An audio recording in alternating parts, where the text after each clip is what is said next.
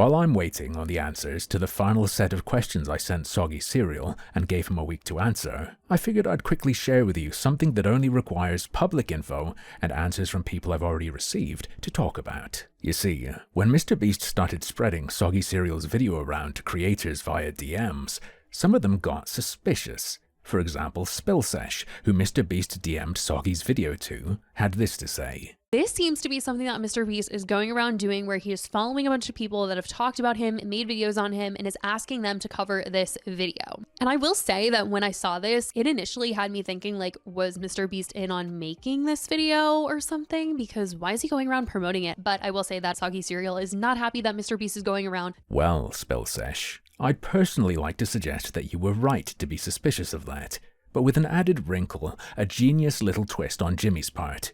I think MrBeast was in on the creation of some damage control videos, but the YouTubers who made them didn't know he was. In other words, he tricked them. Or, to use the words of Soggy Cereal, he used them. First off, why would he do that? Well, a while ago, MrBeast, completely understandably of course, tried to spread evidence that would help defend him against Dogpack's claims to some YouTubers. By wearing a name tag that said Delaware, and like that was public information, and like, you know, anyone could have saw that. And like even during when that was like getting shared a lot a couple months ago, I even sent that to a couple of YouTubers. I was like, hey, just so you know, like, I didn't call him Delaware because of this messed up thing. Like, that was just his name, and here's proof. There was a problem with this strategy, though. Like, one of them literally just said to me, like, well, it's not really cool to like you or defend you right now, so I don't really care whether or not it's true, or I don't want to take the video down because then people are going to think I'm controlled opposition. I was like, whoa. Audiences were primed to hate on MrBeast to such a point that even publicly available info would be rejected if it came directly from MrBeast, or at least the fear of that happening was such that creators wouldn't touch it if it looked like they were helping MrBeast specifically. Yeah, that's a big problem. Well, it wouldn't be for me because I just say it. Share it myself. Real tricky though, I'll give ya, if that option isn't on the table. Which, to be fair, it wasn't for MrBeast until recently, with the conclusion of the internal investigation. So he was stuck behind the scenes scrabbling around, poking and prodding, and everyone was casting him away like a leper. But what if, instead, that very same info was fed to a YouTuber by a MrBeast employee without Jimmy's involvement?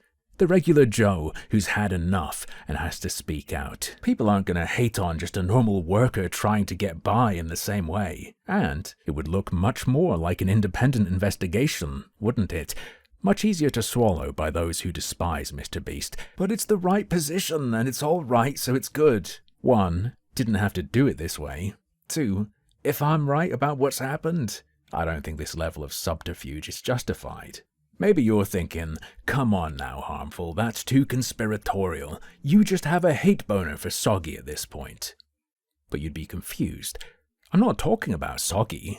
I mean the other YouTuber who went to North Carolina to interview MrBeast employees and get the same information repeated to him. Now I wanted some answers and some perspective, so I did what anybody would. I went directly to MrBeast Studios in North Carolina. So what? This Blanco guy got the same info about Delaware from Dustin as Soggy did. That's good, right? Consistency across multiple investigations. Wow.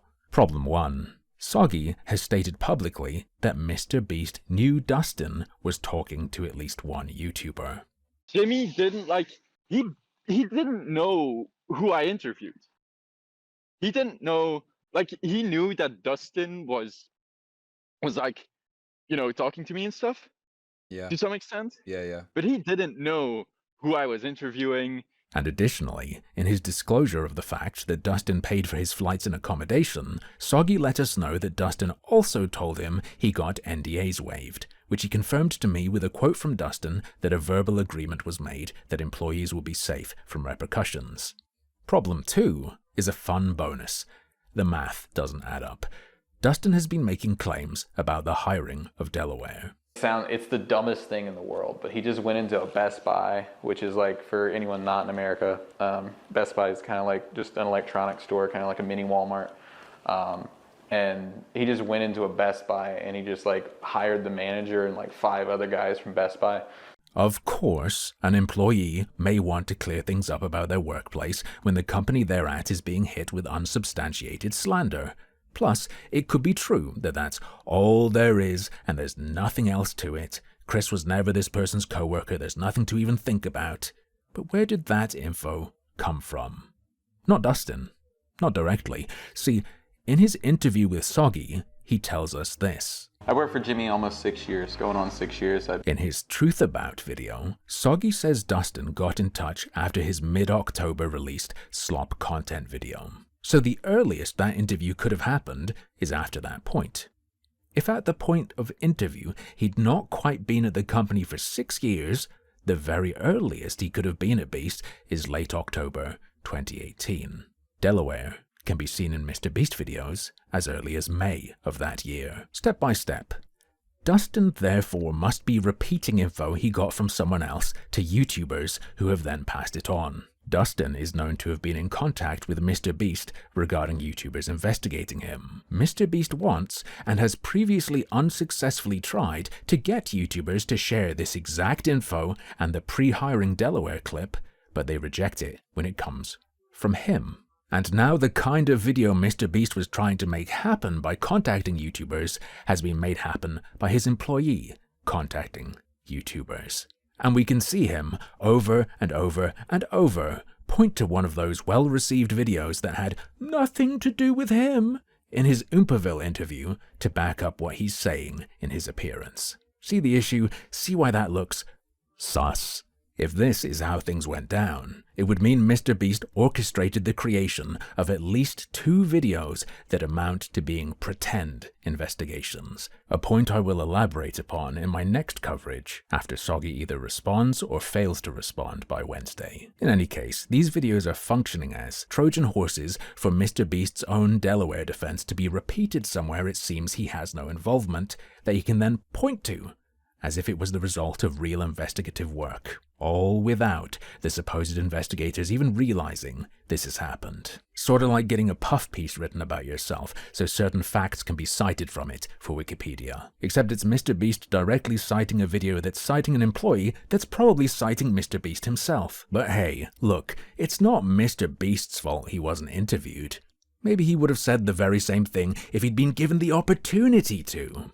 We know why Soggy says he didn't interview MrBeast. Because at first I wanted to interview Jimmy, but then when I was talking to Dustin, I realized like maybe I shouldn't interview Jimmy and I should completely leave him out of this, because if I interview him, that might, Jimmy obviously will be unbiased. And so like his employees are obviously also, Jimmy won't be unbiased. Yeah, he didn't interview Jimmy because while talking to the MrBeast employee, who seems, to my eyes, to be acting as a MrBeast mouthpiece, he became convinced he shouldn't interview MrBeast because MrBeast would be too biased. That's really weird, but not MrBeast's fault if Soggy came to that conclusion. Let's check out the other guy's interview with MrBeast. Now, I wanted some answers and some perspective, so I did what anybody would. I went directly to MrBeast Studios in North Carolina. I got in contact with one of MrBeast's closest employees so that I could get some type of answers here. I wanted to get an interview with the Beast himself, Jimmy, but that was not possible, which did suss me out, but I kind of get it. Oh, looks to me like MrBeast interviews were never on the table for the guys going to North Carolina to begin with. But hey, like he said, at least he got to talk to one of MrBeast's closest employees, which I guess must be how he got this info while he was there. Now, I did get official confirmation that he will come forward and address the allegations very, very soon. MrBeast's a busy guy. His time needs to be planned out long in advance, I'm sure. Right? He wasn't avoiding appearing in these videos so it would look like he wasn't involved when he was actually indirectly pulling strings. He just didn't have time, right? Successfully getting the thing he really wanted to happen, getting this info into YouTubers' videos, it's happening, didn't have time for it, right? Well, no, I don't think so, actually. MrBeast can take hours-long flights to do interviews at the drop of a hat, it seems, if the wind's blowing in the right direction at least. And there's something very odd about this point. As we've seen, MrBeast's staff knew Jimmy was going to address the allegations publicly, and even told this to a YouTuber. We now know that was true. He did address them a few days ago in an interview with Oompaville. An interview that Oompaville didn't know was going to happen until the very day it did. I was apparently very lucky to catch him up early in the morning with the DM I sent him, and he confirmed to me that MrBeast's first contact regarding actually doing an interview came at 11 or noonish on the 19th, with the possibility of plans changing. But Beast called again to confirm, hopped on a plane immediately after, and he was at his house doing the interview on the very same day. Now, Oompaville's catching a lot of heat for conducting a softball interview, but it sounds like the guy was ambushed by a man who we now know had been planning this with no real warning or time to prepare beforehand. Puts it in a very different light for me. The balls on MrBeast to say during the interview that it just feels more natural that way, after giving this man a same-day private jet jump scare interview. And you know what else all of this put together puts in a different light for me? Makes me kinda feel sick listening to it coming from Jimmy. How do you interpret his responses on Twitter if you've seen them? Have you seen them? Yeah, I've seen them. I mean, I interpret as him just trying to be honest with his audience and just expressing how he feels. And I think, obviously he probably, in his head, if he was even being more honest, he'd probably be like, Jimmy, why don't you just say these things? Why am I saying it? At this point, that's my thought as well, actually. Why exactly was he saying it instead of you, given all that we now know? It's just funny to me, and I have to wonder, was this Machiavellian, and on the extreme end, where he was trying to create videos that he could then use as sources that seemed unconnected to him? Or could he just absolutely not wait for that Quinn Emanuel investigation to end, and this was his only way to hit back indirectly, given he promised not to get involved with any of that stuff while it was happening? Ultimately, I just really gotta ask, Jimmy, what the hell were you thinking? Did you give your blessing to a leaked recording while that investigation was going on? But, as usual, that's just another one of my harmful opinions.